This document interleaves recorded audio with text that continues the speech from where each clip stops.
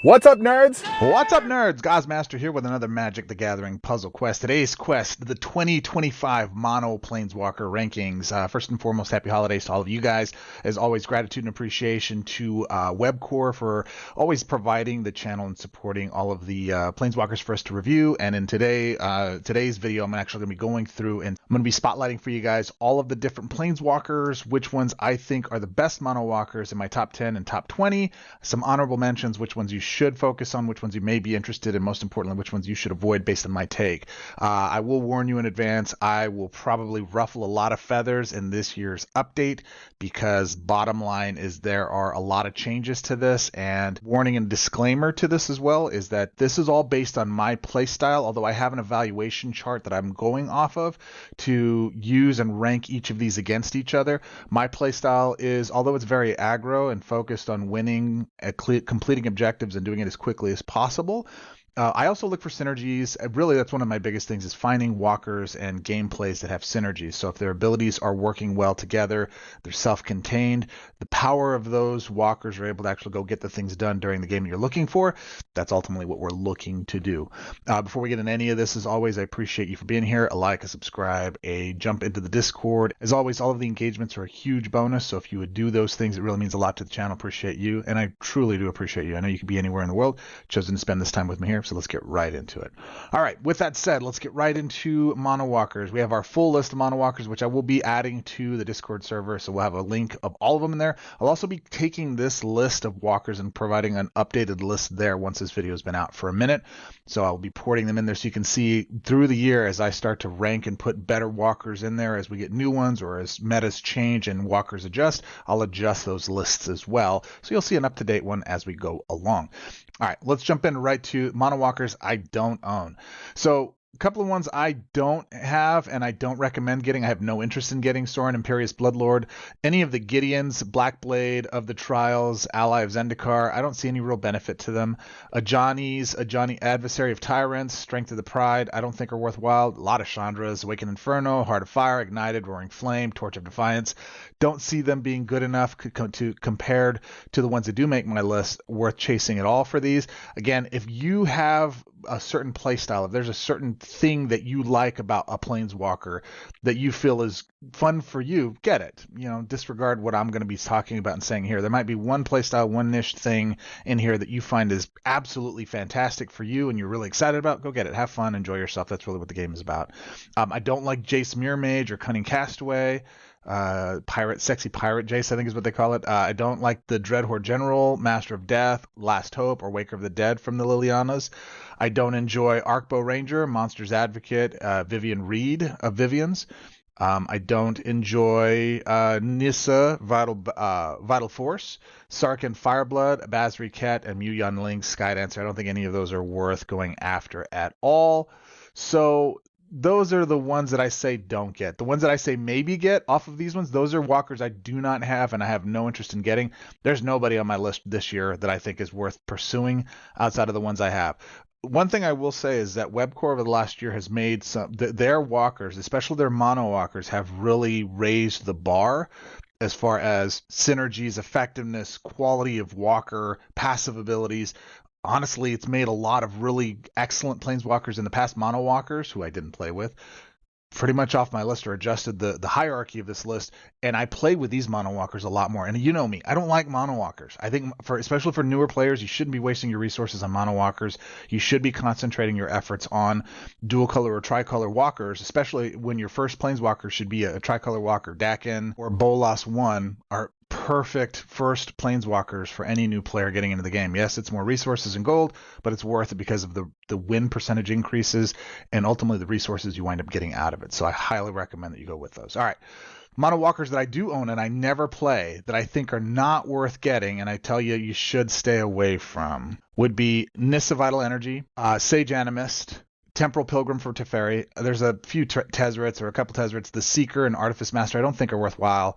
I own them. I never play with them. The Wandering Emperor, Ty Varkel, the Lilianas here are Death's Majesty, Untouched by Death, and Defiant Necromancer. I have them. I never play with them compared to the ones I do play with. I think they're much stronger.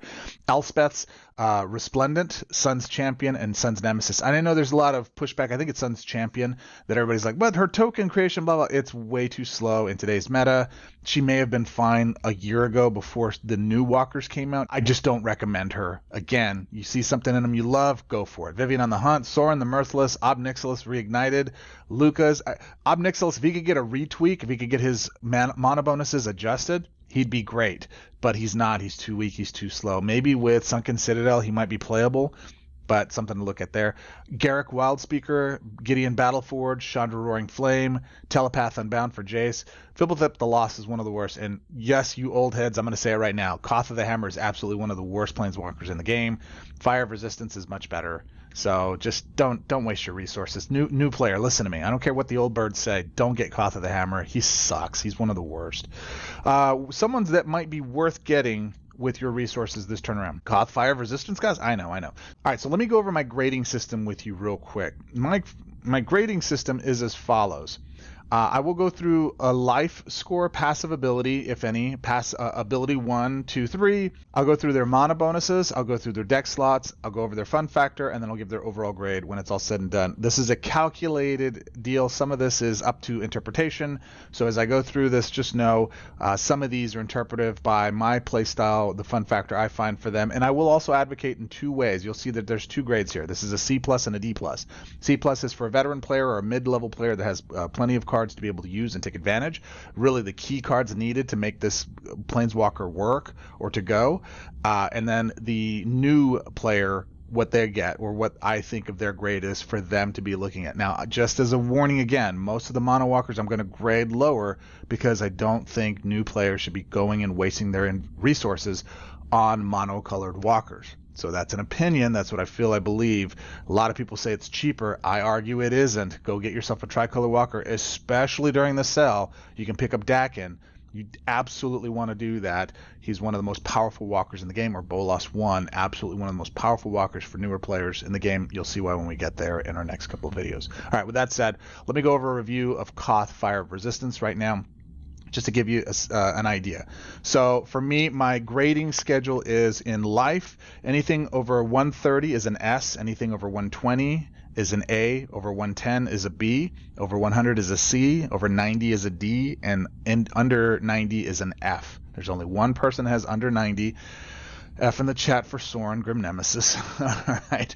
Now, before I go into this as well, I will be giving full mini reviews, short little video snippets of each one of these walkers as we go through, at least for my top 20, and I'll work my way back to the rest of these.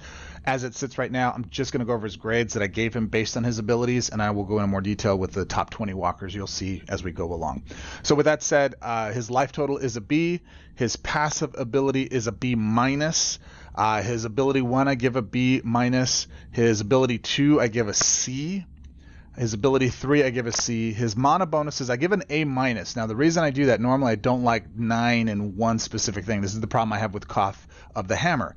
However, Koth Fire of Resistance is a much better design in that his first ability and his passive ability create, and his third ability create land tokens on board immediately that don't reinforce. So you're increasing the odds of you cascading into your red mana bonuses. So your red mana gains. So I would highly encourage that you focus on, if you're going to do this and you have some key red generating cards like Cryptics is a great card. That's a good key card to have.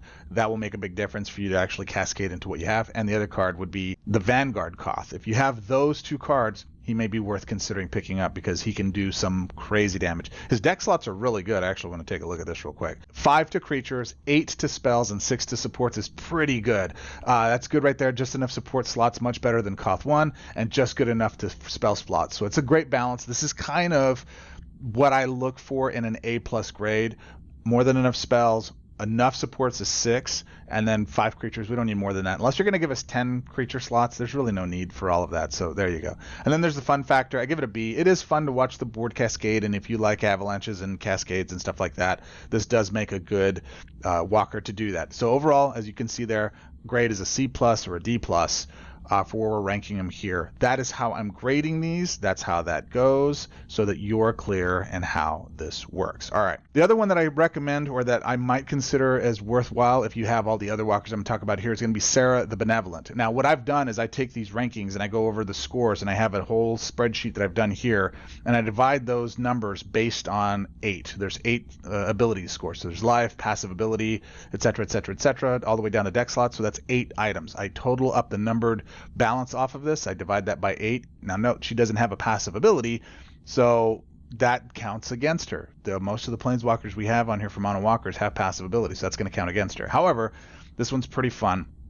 So despite her not having a passive ability, ability 1 is a B-, ability 2 is a B+, ability 3 is kind of a waste. You're really going to be using those first 2. You're going to use the first ability to go create some tokens, take a token stack, knock them up with an angel, give them some bonuses and buffs, and then you do your secondary ability, Radiant Sarah Angel, who is actually a leader for angels. So those tokens you had from, constructs or ninjas or whatever you're putting on the board, however you're putting them out there, this allows you to take those, turn them into angels, and then she gobbles them up. And every time she does, she reinforces herself to 6/4. It just has to survive things. So the trick here is tokens. Do something that creates a mess of tokens, soldiers, constructs, etc.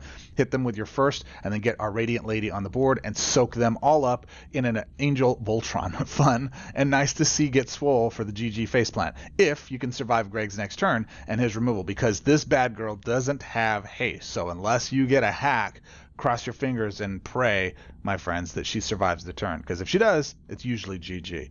And that's fun when it is fun, except when it isn't. So there you go. Her third is fine. It's not very good. It doesn't synergize well because the creature it focuses on foretell. Let's just put it that way. And that's just a dead mechanic in the space right now. Her mana bonuses are actually some of the best in the game. This right here, this is the mana spread.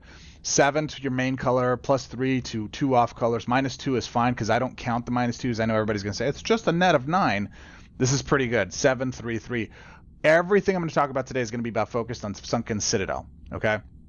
Sunken Citadel pretty much goes in every deck to make them better, because this would then be a 9, a 5, and a 5. You still have your -2s. It doesn't matter. That's more than enough mana in each swap that you're going to be able to cast whatever you want. But even without Citadel, this mana spread is insane. All in color mana you need to pull off any cast, even without the Citadel play. Solid mana gains. So this is, to me, an S tier mana spread. I love that. I think it's great. Deck slots, as we talked about before, this is a C+, and overall she's a C and a D for rankings. And really, you'll notice that all of her abilities are fairly strong, except she doesn't have a passive ability. Any passive ability would have given her enough of a bump that I think she's actually better than Coth of Fire Resistance. She's not. There's also other walkers that I think are much better than her in my top 20. So there you go. So those are the first kind of intros, maybe get, don't get, some that I have that you shouldn't get, and then the ones that might be worth getting are those two, Coth Fire Resistance and Sarah the Benevolent, if you have the others here and the honorable mentions I'm about to talk about. Let's get into the honorable mentions first, because I know this is already going to chafe a bunch of hides. So, okay, let's get into our honorable mentions. I can already hear the salty tears as it comes out of it. Position number 23. Jace, Unraveler of Secrets. C-, D- is her overall score. All right, so life total I give a C4. Passive ability doesn't have one. Again, that brings his overall grade down significantly. Ability 2, his first ability is a C- for 4 mana per support. Right? It's a mid to late game play. It doesn't work. Ability 2, D+, discard a 1 card, then investigate 4. It's so bad. Ability 3 is really what it's all about. It's I give this a B. Essentially what you're doing is you're creating a support on board that when you draw a card, your creatures get +4/+4. It's slow. It takes forever. It costs 21 loyalty to get down, and as a result, it's too slow in today's meta for it to actually matter. The fun factor is there if you like doing that and watching your creatures get bigger. I argue there's way better ones to get done. His life total's too low.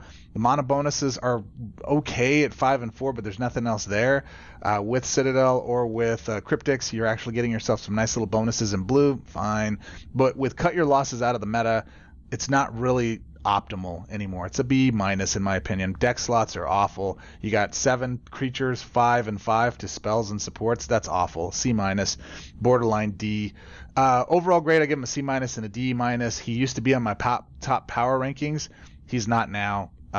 If you are enjoying this type of playstyle, maybe you get him, but I really don't think he's worthwhile. All right, next. You ready, Maynard?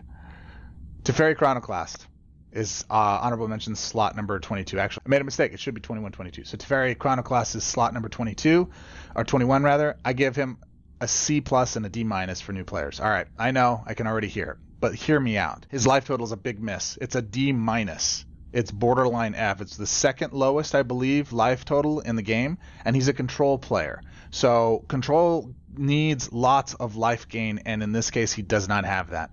His passive ability is a C. When your opponent casts a card that is blue, gain 2 mana, otherwise deny a gem. So you're denying gems, and that can make an impact on a negative play, but you're waiting in reaction to, and that just full transparency. I do not like reactionary walkers. I do not like reactionary play styles.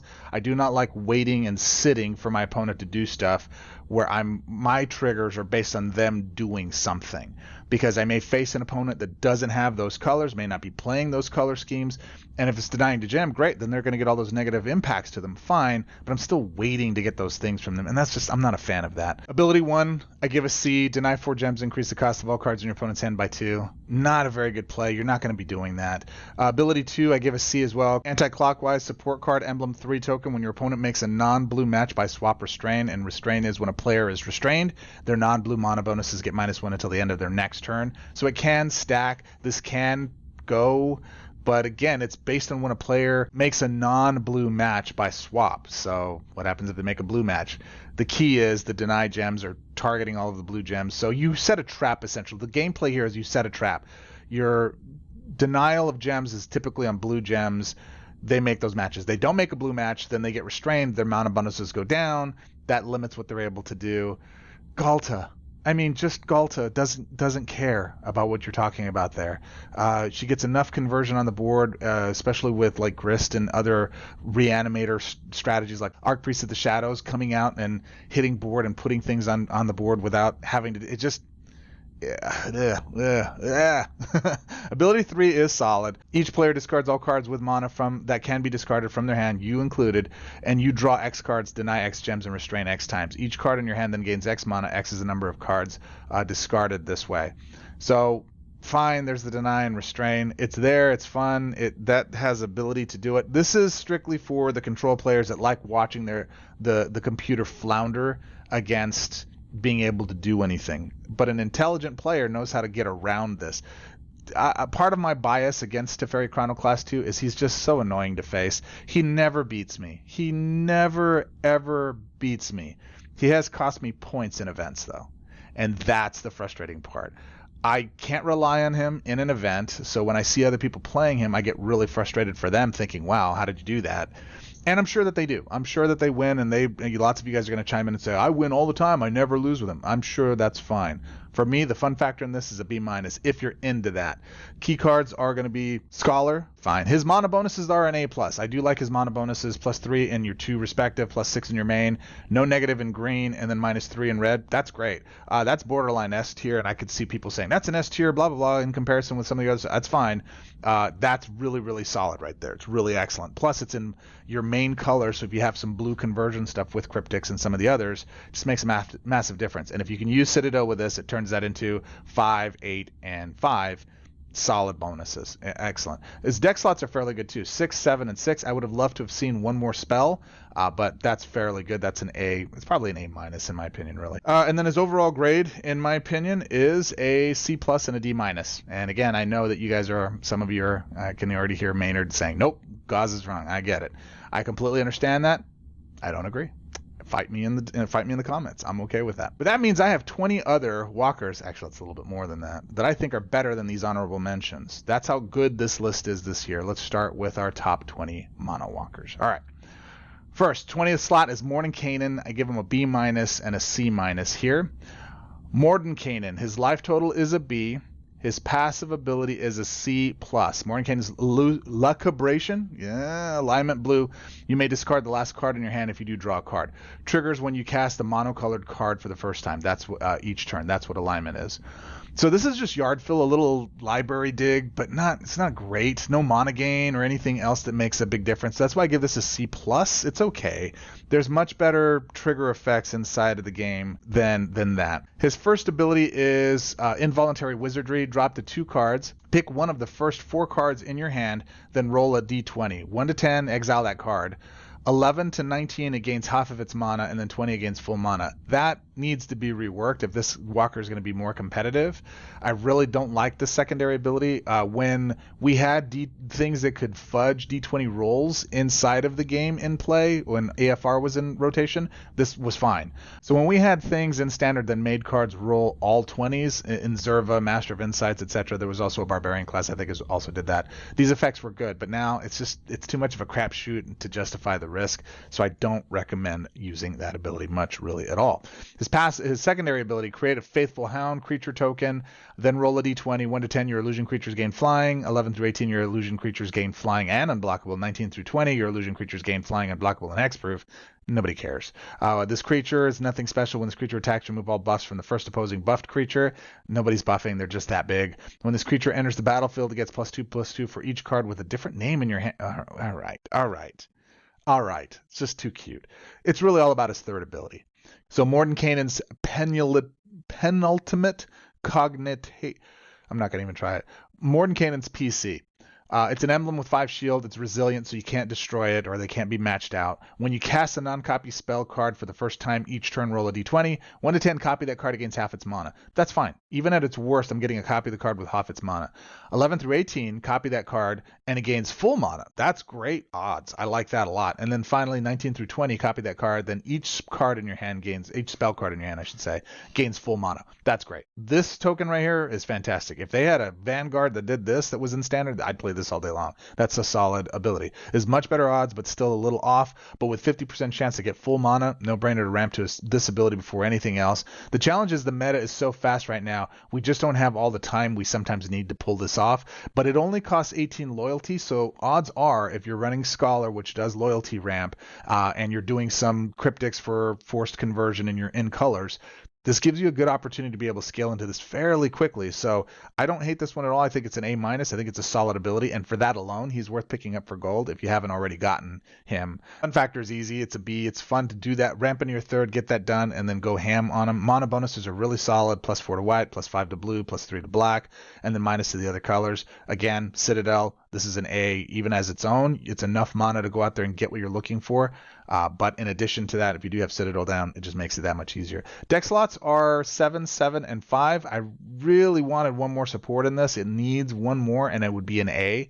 But other than that, 7s across the board would get you an A- at the very minimum. So I think those are fair to go with. Overall grade is a B- and a C- here. I give it a C- because I'm pretty much just downgrading everything. So B- for veterans. I think you'll have a lot of fun with them, especially if you have the right cards. C- for noobs if you don't have the right collections, you don't have the right cards. So if you don't have Steam Core Scholar, if you don't have Cryptics, if you don't have Sunken Citadel, might not be a Walker you start with, at least not till you have everything else. Jaya, Fiery Negotiator. All right, so Jaya is a fan favorite. A lot of folks love her, but she's got a lot of things working against her. Her life total is a D. It's just too low. Webcore, please. I know you guys didn't design this, but you guys are doing some of the similar things that are going on right now. That's just bad. That's a bad life total there. Passive ability is a B+. Fiery Disciplines, when you cast a spell card, create a red monk token. This effect can trigger only once per turn. The monk token itself is a 1/1. It has prowess. The ability triggers whenever you cast a non-creature card. So prowess, this creature gets +X until the end of turn. X is 1 plus its reinforcements. So this can get pretty big pretty quick if you start looping with her. It's interesting that we're leaning into creature kill. That's one of our token slots, one of our decks, our creature slots on board for this ability. We'll talk more about that here in a minute. For ability 1, pick one of the first 3 spell cards from your library, fetch that card. Against Outcast. It gains 6 mana, convert 4 gems to red. This is decent. This gives you a nice little opportunity to be able to convert some gems on the board, to go fetch the card you want in hand. My only challenge is it gives that card Outcast. This was fine when Streets of New Capenna, SNC, was in standard rotation, but because we really don't have any Outcast support now, there's no additional ways to help cheat out Outcast cards, namely cut your losses in blue decks. I know this is red, but or any of the other casualty effects. Really, casualty is the impact for that. That really makes this impact a lot lower, but it is a fairly decent one if you're concentrating on lower casting cost cards.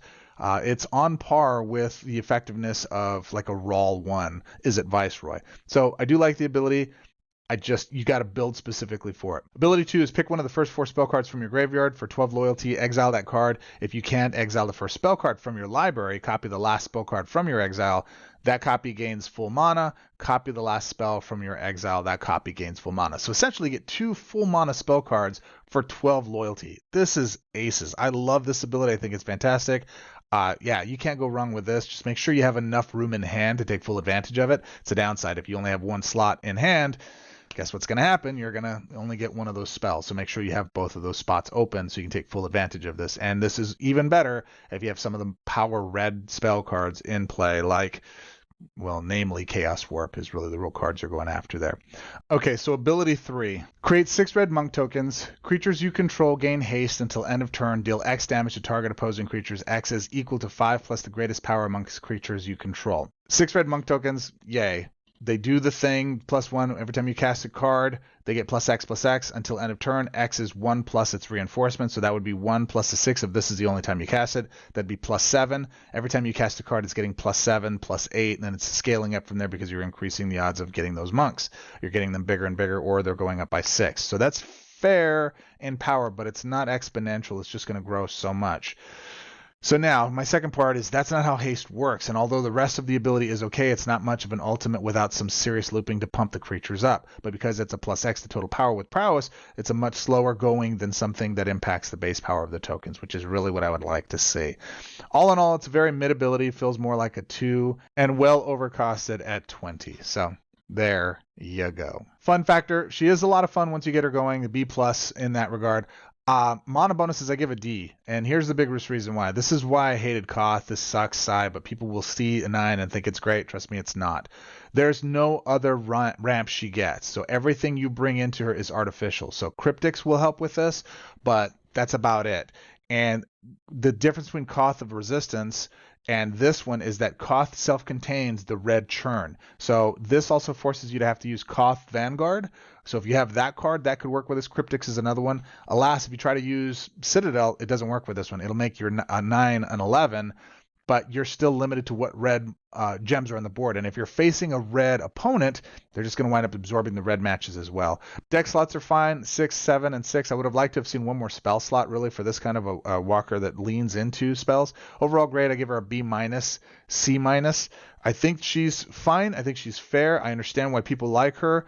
I find myself not playing with her very much when there are better, more effective red walkers in the game, mono red walkers. And honestly, for me, if her mana spread was better, she would rank higher in my listing. She'd probably be up there with some of the top red walkers that are in the game. So again, it's that mana bonus that really holds her back.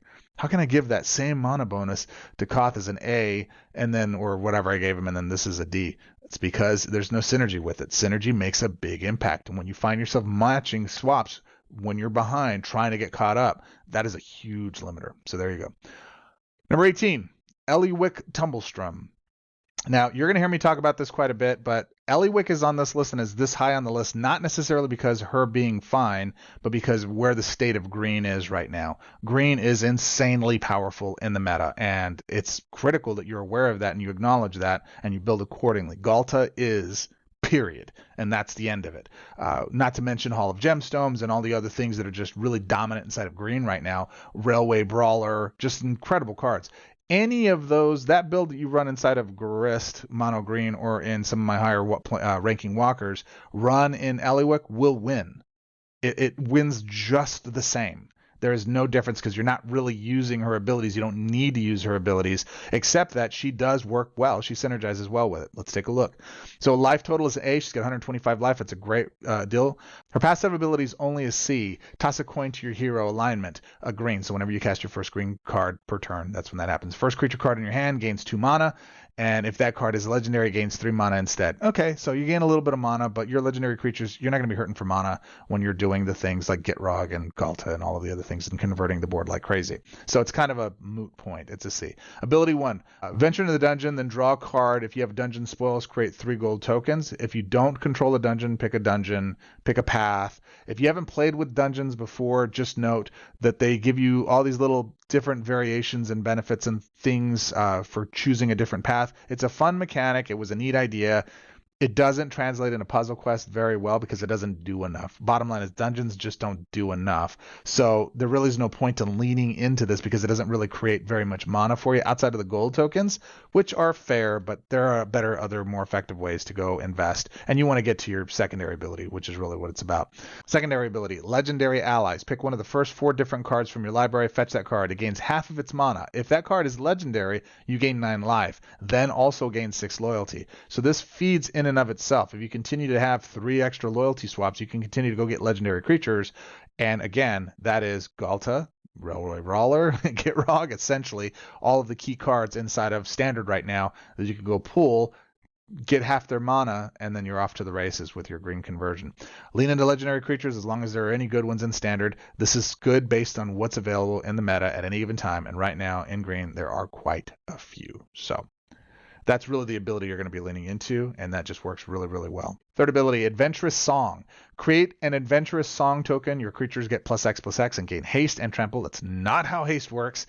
+5. X is 5 plus 2 per dungeon you've completed. Again, Adventure Song, da-da-da-da.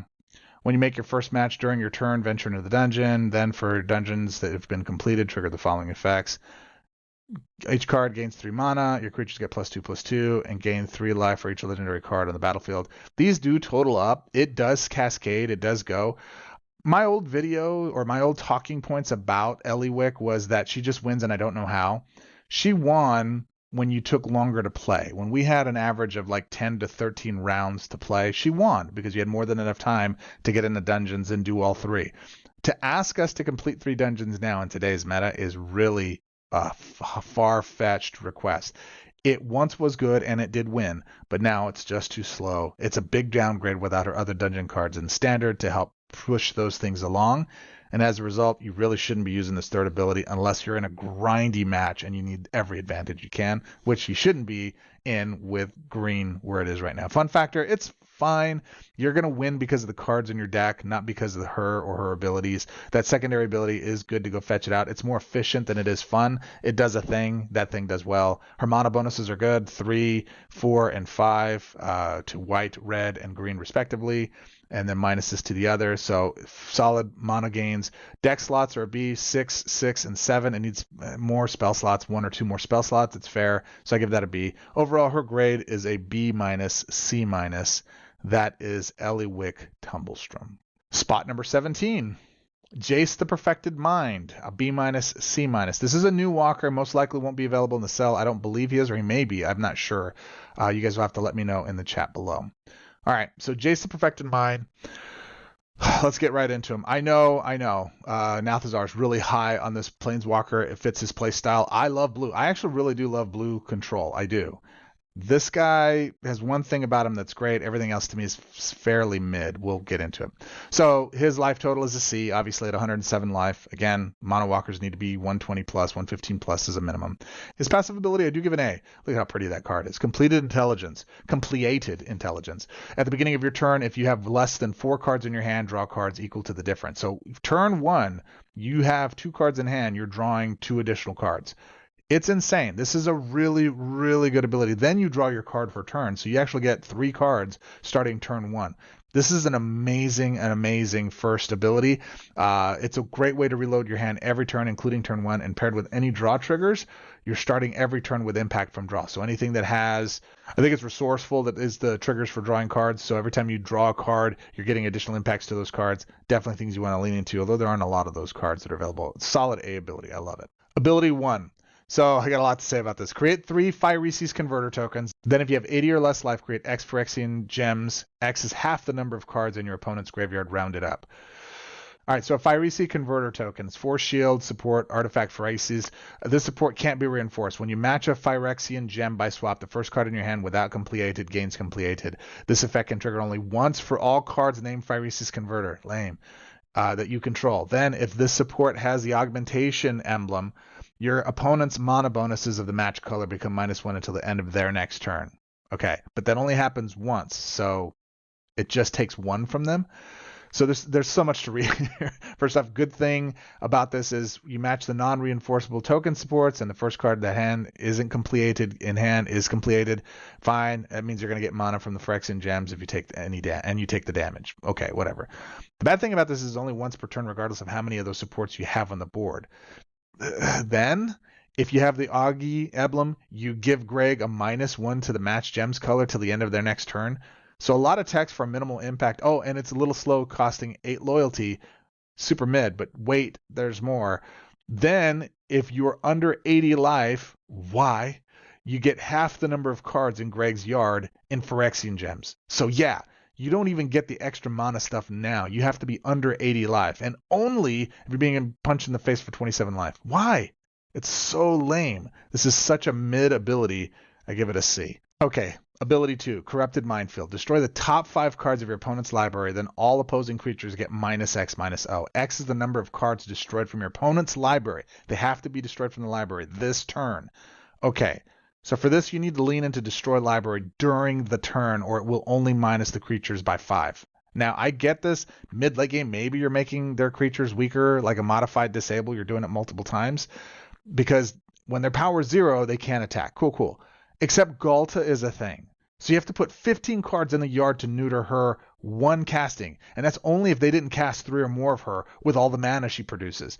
Nah, fam, this is not good enough when you need removal. There are cheaper, better options in blue for 13 to be able to deal with their board. If this did the total cards to minus in the yard, that would be better. Late game, but come on, man, you're blue. Bounce them or get rid of them, win already. You got so many different ways to control it. This ain't it. This is very, very weak. I give this a D+.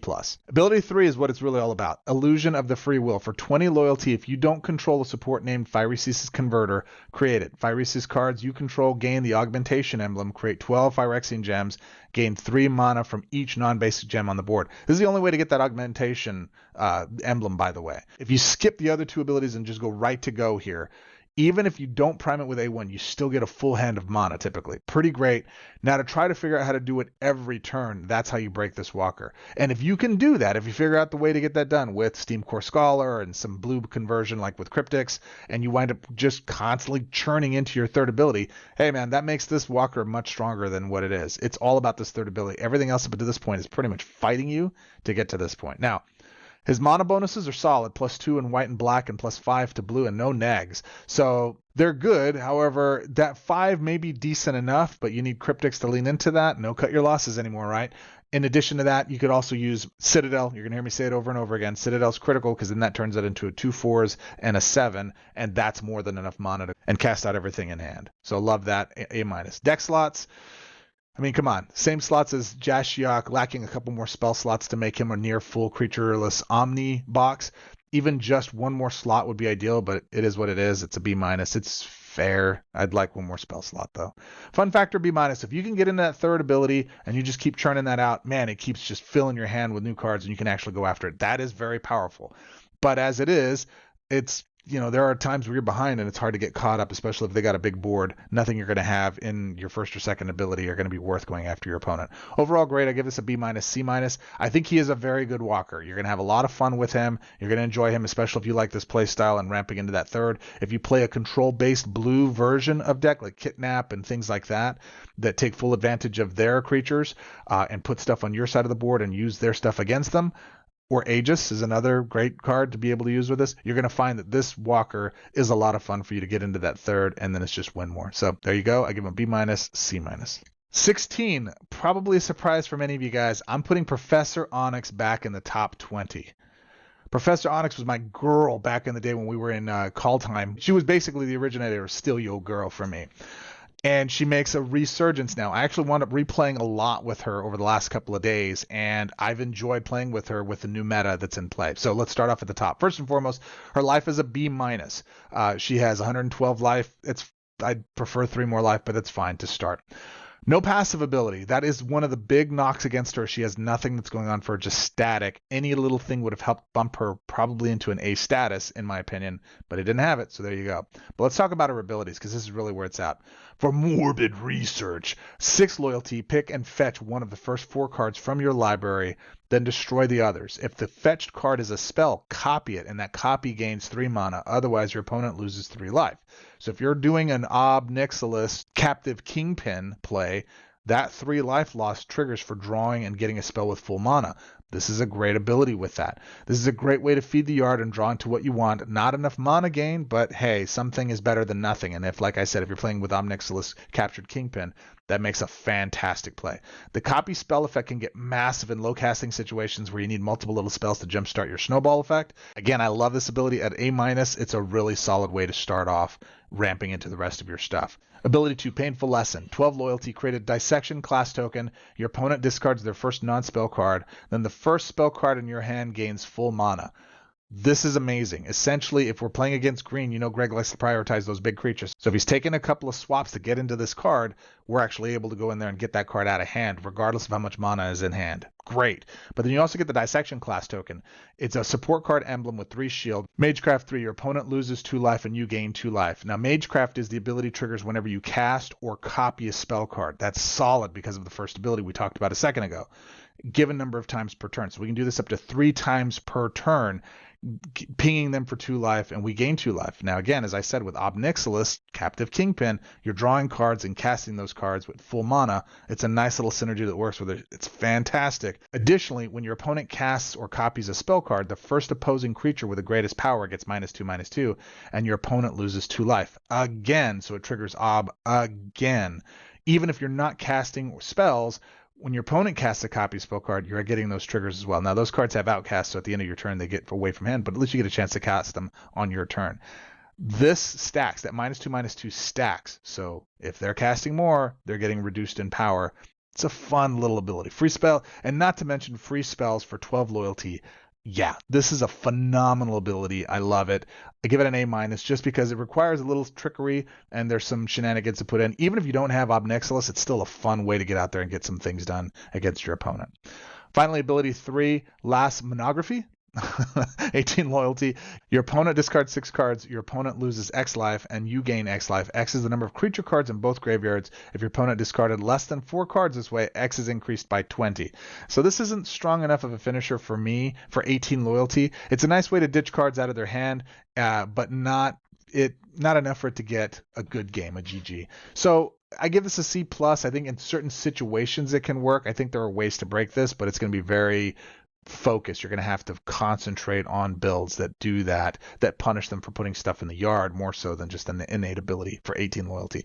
I would much rather take that loyalty and spam it in my first or second abilities just so I can get the results of what I'm looking for there. Now, her mana bonuses are fantastic. +3, +4, +5, and then -1, -2. Those are great. I love those. I give that an A+. It's a fantastic mana spread, and again, Citadel just makes those even more powerful. Deck slots, I give a B-. Another spell or 2, and at least 1 more support to keep this, that kept this from an A. 6 is kind of the floor for supports, and I like having 8 spell slots. Fun factor is an A. I think she does so many different things. It's definitely my play style. I really enjoy playing with her. Overall grade is a B-, C-. So there you are, my friends. I think she is a fantastic walker. I highly encourage that if you're interested in this style, she's a fun one to pick up with today's meta. Another card, a key card for her to play with, is Archpriest of Shadows. Anything that puts stuff in the yard and brings those permanents back, and then leaning into spells with Ob Nixilis, Tyrant, or Captive Kingpin. Fantastic Planeswalker. Really enjoy her. Excellent, excellent. Number 15, Tezzeret, Betrayer of Flesh. Now, Tezzeret is an interesting one, and I don't know that enough people are playing with him now because his dependency on artifacts. Now, I'm going to give a disclaimer here. You got to have some key artifacts, but things like Cityscape Leveler are a thing. It is the other Rakdos. It's the other white Rakdos meat. And I highly encourage that if you have that and you don't have this guy, you might want to give it a crank. All right, here it is. So Betrayer of Flesh is 104 life, so he's got a C for his ranking there. His passive ability is a B, Mind Over Metal. When you match an artifact support gem, your artifact supports gain 1 shield. This effect can trigger only once per turn. Meh, it's fair, it's fine. If you have stuff that really matters for those, there you go. It's really about his first ability, though. Ethereum Charge. Draw 3 cards, gain 5 mana, period, just to the top of your deck. Then if the last card in your hand is an artifact card, that card gains full mana. Otherwise, discard a card. So In this instance, yes, you're going to be leaning into artifacts, but if you're playing with pretty much all artifacts, even at 8 loyalty, you're getting a free artifact card. And if it's Cityscape Leveler, you're doing damage, son. So this is definitely, although it's a little overcosted, I might probably reduce it to an S- to be fair, because it does have 8 instead of 6, but it is what it is. I went with that. That was my original score. That's what I'm sticking with. All right, ability 2, Wired Machinations. 17 loyalty. It's a little expensive. Fetch the first artifact support from your library, create an information node token, then your artifact supports gain 2 shield, then your artifact supports gain 2 shield. Why not just say give your artifact supports 4 shield? I don't understand that. But the information node support card artifact emblem 2, when the support gains shield, the first artifact card in your hand gains X mana. That's why they did it that way, you might be asking. This is the reason why. So you get the first trigger, it gives the information node its trigger. When the support gains shield, the first artifact card in your hand gains X mana. X is the number of artifact cards you control. So that's not including the reinforcements. That's lame. So you might have 3 or 4 on board. So you're gaining that mana, but you're triggering this with Wired Machinations twice, and you're getting that to trigger twice. All right. When you match this supports gem, draw a card. All right. So in looking at this, this is fair. It's okay. It's good for the mana gain. It can synergize. It plays better than it reads. I should say that. It actually does wind up generating some extra mana for you, and it can snowball fairly quickly. Realistically, you're pretty much leaning into that first ability. That's really where you want to just spam the tar out of it. Your third is Final Cybermancy for just 2 more loyalty than the second. Create a construct token. It gets +3/+3 for each artifact you control, including the reinforcements. It gains unblockable and hexproof. It's a 1/1 token, but each artifact you have in play, including their reinforcements. So if you're leaning into the artifact creature tokens, like constructs or whatnot, it gets beefy quick. So this is a nice little finisher. Does not have haste, so you want to make sure you're adding something that gets them speeding on their way a little bit faster. Fun factor, I do give a B. It's a lot of fun to actually synergize with your artifacts. It is a one-trick pony, though, depending on the artifacts that are in meta, and it's strictly based on that, although we have quite a few solid ones like Cryptics and so forth. So I definitely recommend that if you have good, solid artifacts, this might be one to go with. Mana bonuses are decent at +8 to blue. Even +1 to these other two make a big difference. This makes this an A- versus a D for one that just has 9, because with Sunken Citadel, I'm getting a 10, a 3, and a 3, and those are solid mana gains across the board in color swaps. Even red not having a minus makes a big difference. Deck slots 5. 5 is way too low for spells. This actually should be lower. And then 9 supports, because that's really what you're leaning into, so lean into it. I give him overall grade a B, C. And as a result, I think he's a fair walker. Again, this is strictly dependent on the level of artifacts that you have. If you don't have solid artifacts, you probably don't want to pick him up. He will rank probably out of the top 20, in fact. But there are a lot of really great artifacts in play right now. So there you go. That is Tezzeret, Betrayer of Flesh. I think he's a lot of fun to play. Okay, Shandra, Dressed to Kill, a B or C ranking. I rank her just a little bit above Tezzeret. All right, so Shandra was my go-to mono red walker. She is not now, several different reasons, but we'll get into it here. D for her life total. That life total is just too small. It is what it is. Her passive ability is a B. Burning Youth. When you cast a red card, deal 1 damage to your opponent's Planeswalker, you gain 3 experience points. This supports later game play, and that experience is really what it's about, and it's really about ramping into her third, but we'll talk about that here in a second. Ability 1, Flame On! Draw a card for 9 loyalty. You gain 2 experience points. The first red card in your hand gains 7 mana. An opposing Vanguard support loses a shield. Okay. If it can't, deal 10 damage to your opponent's Planeswalker. I like that. If they don't have that's significant damage at 10. So if you're spamming that first, if you can spam that first, you wind up doing pretty significant damage. You're doing 3 to 4 triggers of this without a Vanguard on board. You're doing 30, 40 points of damage to your opponent. That can really chip away at their life totals. It's similar to a Dakin 1 ability. So I like that. The challenge is it costs too much at 9 loyalty. I'd really like it to be around the 7 range, maybe make it 5 damage, but everything else should be the same. The experience points stack up though, so this is a good place. If you're finding yourself in that stage, it's a good place to use this. Ability 2, Burn the Midnight Oil for 15 loyalty. Discard a card, pick one of the first 4 spell cards from your library, fetch that card. It gains Outcast. It gains mana equal to your experience points, then lose X experience points. X is half the base cost of the last card in your hand, rounded up. This ability I don't actually really recommend using much, and the biggest reason for it is because it actually drains experience points from your pool, and you want to get that as high as possible to ramp into your third, so you should be skipping this one. But in a pinch, if you need to, you got to go get a spell like a Chaos Warp to go wipe the board if you're behind. This is the reason I rank it as high as it is, because if you have some type of removal in hand that you need to go get, this allows you to go fetch that removal so you can deal with your opponent's board. And red is very thin on removal right now. It's just strictly damage, and that's mostly damage. It's pretty brutal. Okay, it's really all about her third ability. Fiery Gown. Create a Fiery Gown token for 21 loyalty. You gain experience points equal to the amount of mana in up to the first 6 cards with mana in your hand. Well, you can only have 6 cards in hand, so that doesn't make any sense. Discard your hand, then fetch the first 6 different cards from your library. Those cards gain Outcast. Transfer your experience points as mana to your hand. So you're taking that experience and putting it into hand that way. It's fantastic. You just need to ramp into this third. So one of the strategies I'm constantly doing all the time is I'm muting down my removal or my impact cards, my support cards, conversion cards, that kind of thing if I don't need them. Case in point, sometimes I'll even have creatures on board that I don't want to cast because I don't want them to impact the board, or I don't want them to be risked at being removed or whatever. So I'll have them in hand filled with mana. When I reach my third, though, those cards aren't making an impact in game. Maybe I have other creatures on board or other strategies that are working for me for the win con. I'll shoot all those cards out of hand with my third. I'll get all the new cards back into hand, 6 different cards, including usually my removal, and then I will fill them up with mana because I exited 30, 40, 50 amounts of mana out of hand and everything gets full mana. It's fantastic. It works really, really well to be able to go out and get my opponent. The red gown, Fiery Gown itself is a support emblem, so it doesn't get destroyed. When you match it, it goes up in power. When you cast a red card or a card with Outcast, I should say, is exiled from your hand. Even when it exiles, deal 3 damage to any opposing target. I really wish this would use the non-selection process to first creature, second creature, and then opponent, so that we don't have to click it. That's my only downside to this, is I have to go touch the board to go target who I'm going after. I know, first world problems. This is a solid third ability for when you're looking to finish a game off. It usually doesn't take more than a turn or two to wrap the game up once you trigger this. I love it for a finisher.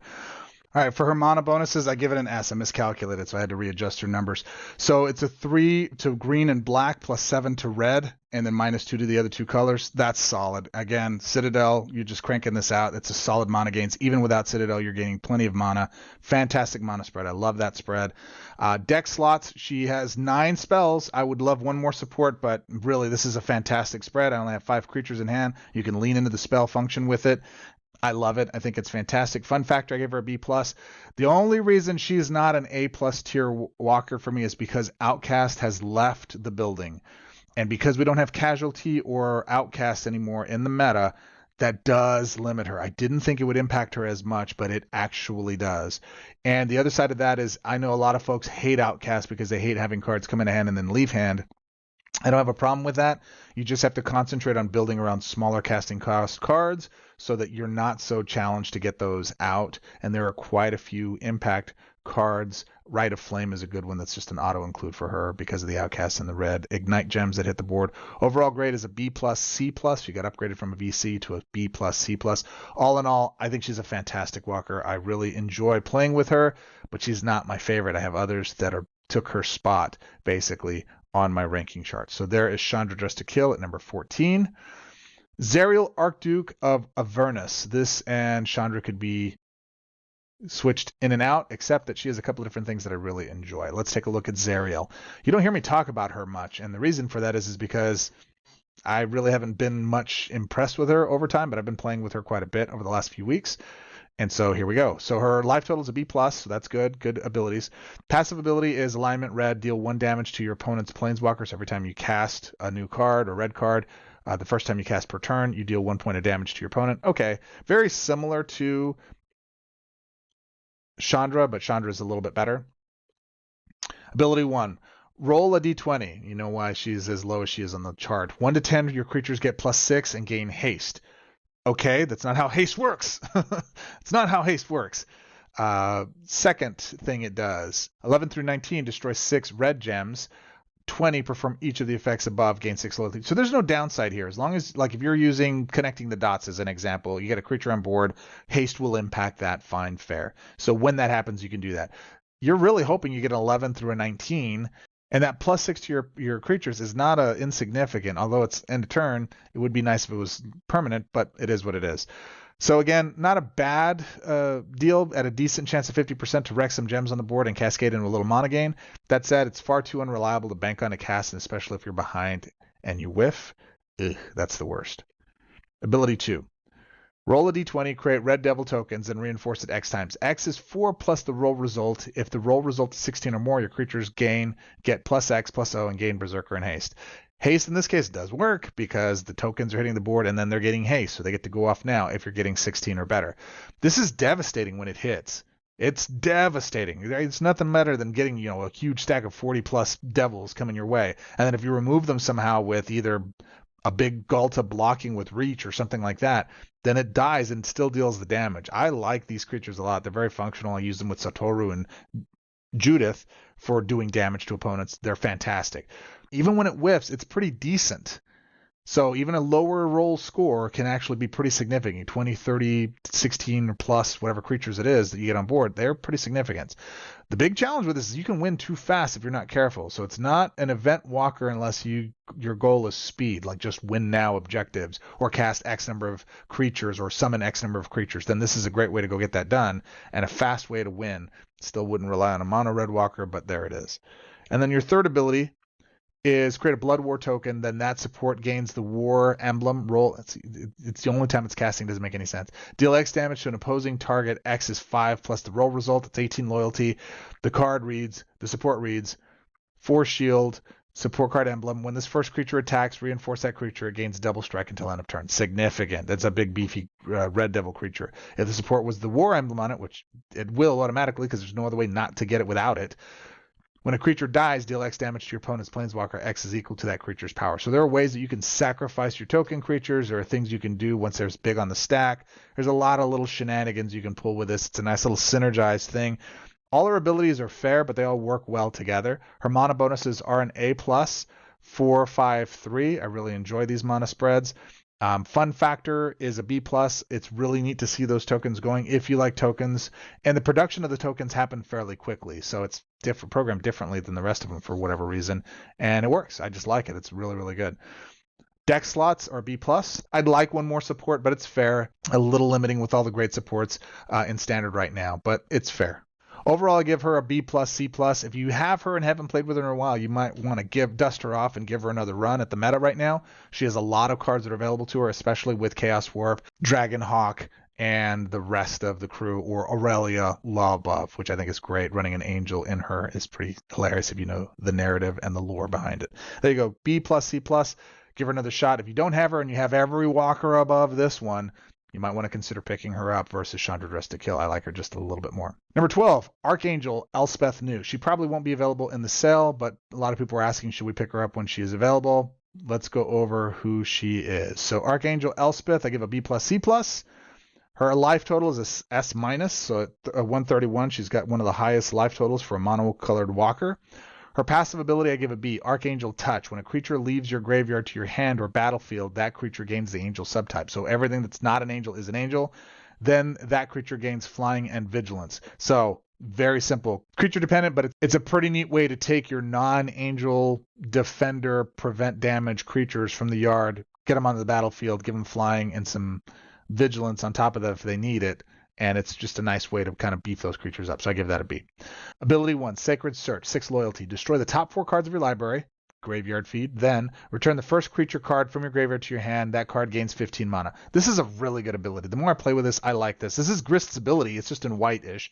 I love graveyard play, so this is a fun way to cheap out your creatures. Plus, they become angels with flying vigilance because of passive. It's a very fair cost at 6 mana. This is a great ability. It's a really, really strong ability.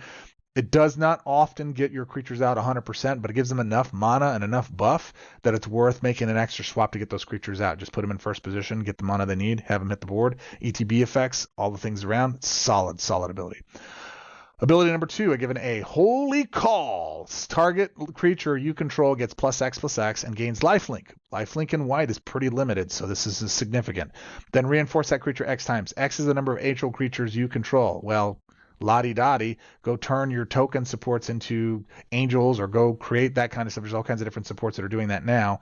And for 10 loyalty, you get the thing. Okay, I love me some period at the end of a buff statement. It gives a permanent buff. Lifelink and reinforces them X times based on the angel count. I'm in. Solid win con buff, especially for your hasty critters like Aurelia, and all for just 10 loyalty. Solid second ability. Dig it. Third ability, Heaven Army, 12 loyalty, very cheap. Destroy all creatures, return the first creature with the greatest mana value from your graveyard to the battlefield under your control with its reinforcements. That creature gains shield counter 3. This almost made her a perfect 3 for 3, but mass creature removal is okay. But if your creatures you bring back with their reinforcements lack haste, then you have to pray Greg whiffs on removal. It's a risky proposition in today's meta, but still, for just 12 loyalty, this is a very good ult for what it is. And if you need to wipe the board a second time, because Greg cascades, that shield counter keeps you from having to start from scratch. Again, as long as Greg doesn't have a stupid removal, you should be fine. Creatures with haste like Aurelia the Law Above and of that nature really become excellent win cons in this situation where you can throw them in there. Another trick is if you have knowledge is power, then you can draw, buff up your creature, then do your second or do your third ability, nuke it, put it in the yard, bring it back out. It's still got those reinforcements, and those reinforcements become permanent.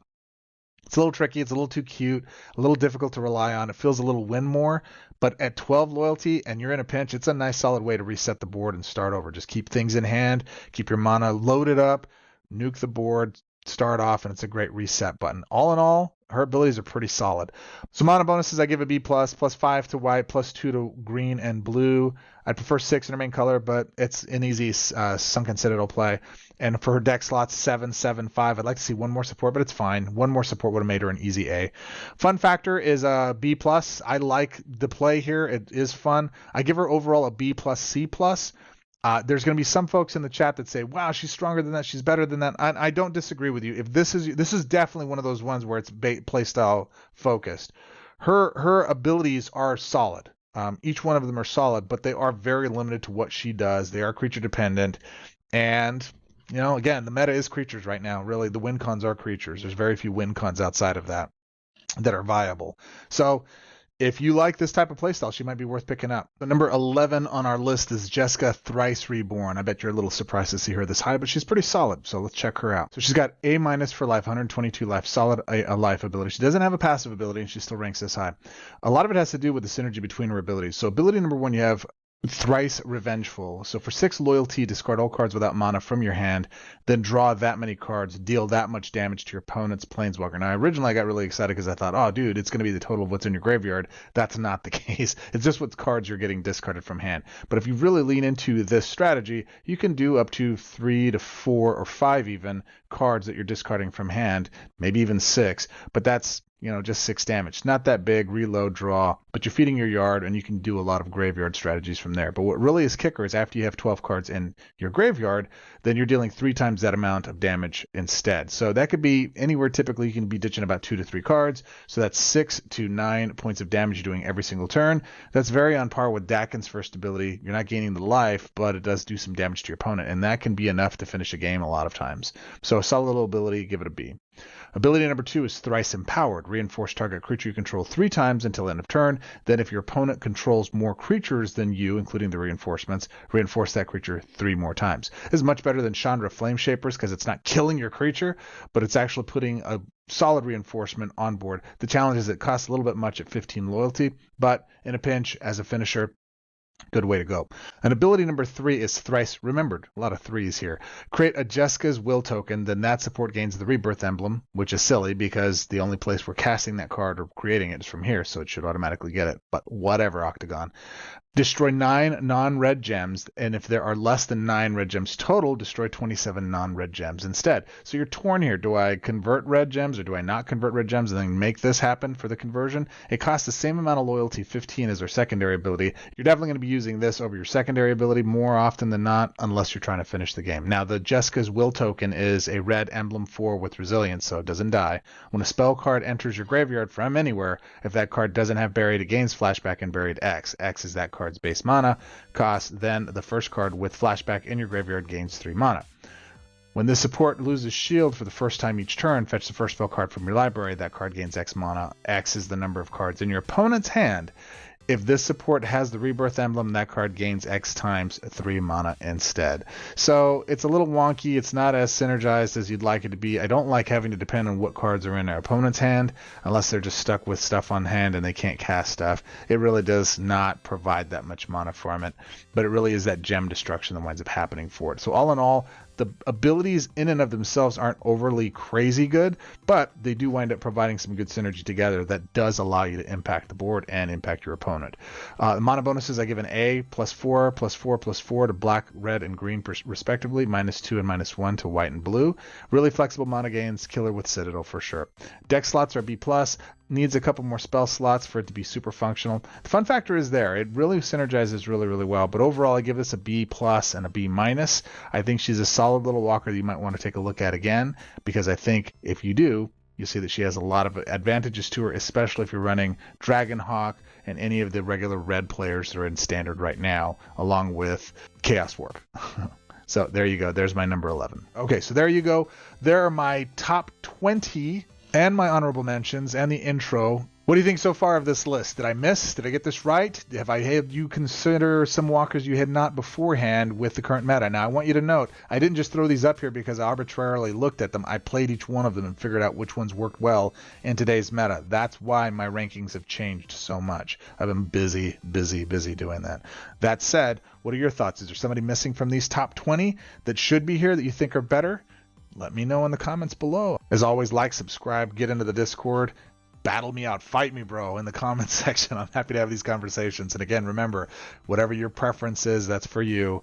My advice on these are just based on what I'm seeing in the meta, what I think are really realistic to play with if you don't have all the cards like I do. All right, let's get into the next top 10.